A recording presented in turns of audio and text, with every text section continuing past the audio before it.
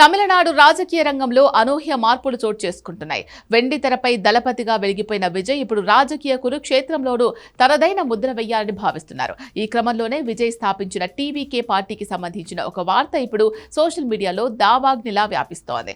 ముఖ్యంగా నటి త్రిషకు సంబంధించి వస్తున్న ఈ అప్డేట్ కోలీవుడ్ మరియు పొలిటికల్ సర్కిల్స్ లో హాట్ టాపిక్ అయింది. తమిళనాడు అసెంబ్లీ ఎన్నికల్లో విజయ్ నేతృత్వంలోని టీవీకే పార్టీ అతిపెద్ద పార్టీగా అవతరించిన విషయం తెలిసిందే. అయితే అతిపెద్ద పార్టీగా నిలిచినప్పటికీ ప్రభుత్వం ఏర్పాటు చేసేందుకు గవర్నర్ నుంచి ఆహ్వానం అందకపోవడం చర్చనీయాంశమైంది.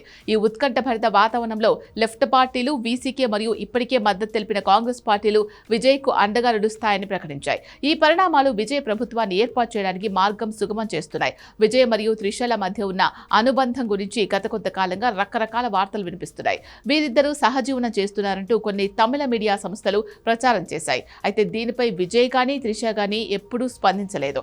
విజయ్ రాజకీయాల్లోకి రాగానే త్రిషకు ప్రభుత్వంలో కీలక పదవి దక్కుతుందని లేదా ఆమె ప్రత్యక్ష ఎన్నికల్లో పోటీ చేస్తారని ఊహాగానాలు వినిపించాయి. ముఖ్యంగా విజయ్ 2 స్థానాల నుంచి పోటీ చేసి విజయం సాధించారు. నిబంధనల ప్రకారం ఆయన ఒక స్థానానికి రాజీనామా చేయాల్సి ఉంటుంది.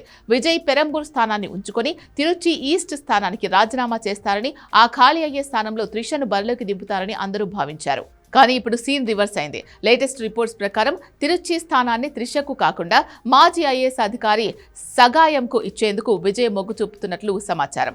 సగాయం ఒక నీతివంతమైన అధికారిగా తమిళనాడులో మంచి పేరు సంపాదించుకున్నారు. ఆయన పాలనాపరమైన అనుభవం పార్టీకి మరియు ప్రభుత్వానికి ఎంతో అవసరమని విజయ్ భావిస్తున్నారట. కేవలం సెలబ్రిటీ ఇమేజ్తో కాకుండా అనుభవం ఉన్న వ్యక్తులతో పాలన సాగించాలని విజయ్ ప్లాన్ చేస్తున్నట్టు తెలుస్తోంది. సీనియర్ అధికారి తోడుంటే ప్రభుత్వంపై ప్రజల్లో నమ్మకం పెరుగుతుందని ఆయన ఆలోచన. దీంతో తిరుచి నుంచి పోటీ చేయాలి అనుకున్న త్రిష ఆశలపై విజయ్ నీళ్లు చల్లినట్లయింది.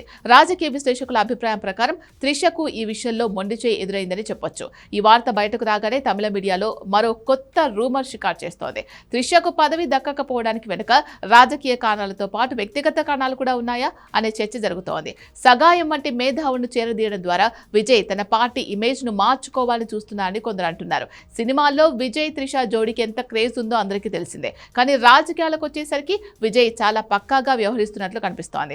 గ్లామర్ కంటే అనుభవానికే పెద్దపీట వేస్తూ ఆయన తీసుకున్న ఈ నిర్ణయం అటు పార్టీలో ఇటు అభిమానుల్లో కలకలం రేపుతోంది.